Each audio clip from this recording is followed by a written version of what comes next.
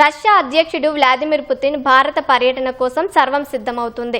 December 4-5 తేదీల్లో ఆయన భారత్లో పర్యటించనున్న నేపథ్యంలో అడుగడుగునా కట్టుదిట్టమైన భద్రత ఏర్పాట్లు చేశారు. ఎంతలా అంటే పుతిన్ భారత్లో ఉన్నంతసేపు తినే తిండి, తాగే నీరు రష్యా నుంచే తీసుకువస్తారు. చివరకు పుతిన్ వాడే టాయిలెట్ను కూడా మాస్కో నుంచే అధికారులు మోసుకొస్తారు.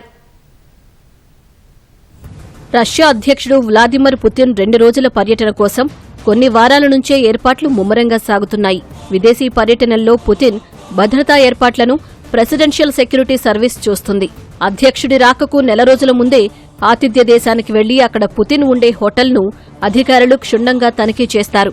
పుతిన్ రాకకు మునిపే ఆయన వాడే సబ్బులు, షాంపూలు, హ్యాండ్ వాష్, టూత్ పేస్ట్ వంటి వాటిని రష్యా నుంచి తీసుకొచ్చి హోటల్లో అందుబాటులో ఉంచుతారు. రష్యా అధ్యక్షుడు కేవలం సెక్యూర్ కమ్యూనికేషన్ లైన్లోనే సంభాషించేందుకు వీలుగా హోటల్ గదిలో ప్రత్యేకంగా టెలిఫోన్ బూత్ను ఏర్పాటు చేస్తారు. అంతేకాదు, కనీసం హోటల్లోని బాత్రూంను కూడా పుతిన్ ఉపయోగించరు. ఆయన కోసం రష్యా నుంచి మొబైల్ బాత్రూం తీసుకొచ్చి గదిలో అమర్చుతారు.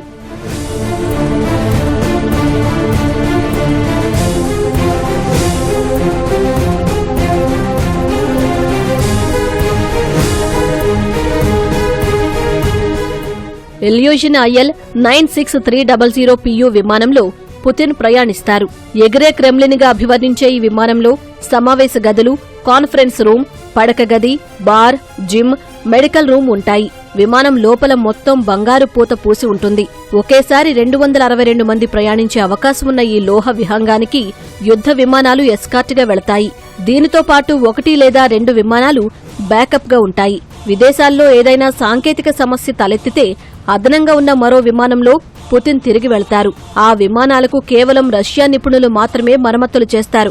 ఇతరులను అనుమతించరు. పుతిన్తో పాటు దాదాపు 100 మంది భద్రతా సిబ్బంది, సహాయకులు ప్రయాణిస్తారని, వారంతా పర్యటనకు ముందు 2 వారాల పాటు క్వారంటైన్లో ఉంటారని గతంలో ఓ భద్రతా ఏజెంట్ వెల్లడించారు. పుతిన్ ప్రయాణించే విమానంలో అణ్వాయుధ వినియోగానికి ఆదేశాలు జారీ చేసే విధంగా న్యూక్లియర్ కమాండ్ బటన్ ఉంటుంది. ఈ విమానం 43,000 అడుగుల ఎత్తులోనూ ప్రయాణించగలదు. గాల్లోనే రీఫ్యూయల్ చేసుకునే అవకాశం ఉంటుంది. విదేశీ పర్యటనల్లో పుతిన్ ప్రయాణించే కారును కూడా రష్యా నుంచే తీసుకొస్తారు. RS సెనేట్ గా పిలిచే ఈ కారు బుల్లెట్లు, గ్రెనేడ్లు, రసాయన దాడులను తట్టుకోగలదు.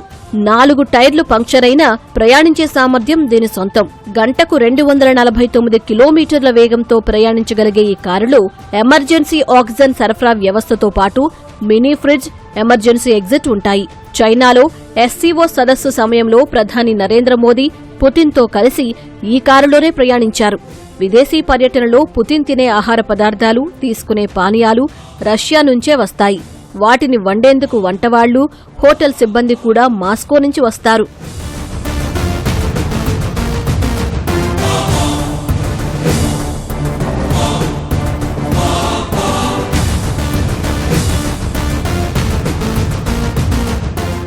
రష్యా అధ్యక్షుడి చుట్టూ ఎప్పుడూ 4 అంచెల భద్రతా వ్యవస్థ ఉంటుంది.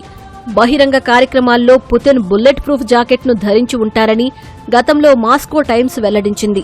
పుతిన్కు దగ్గరగా ఉండే గార్డ్ల చేతుల్లోని బ్రీఫ్ కేస్ తెరిస్తే అది షీల్డ్లా మారి రక్షణ గోడగా మారుతుంది. వారి చేతిలో ఉండే తుపాకీ నిమిషానికి 40 రౌండ్లు పేల్చగలదు.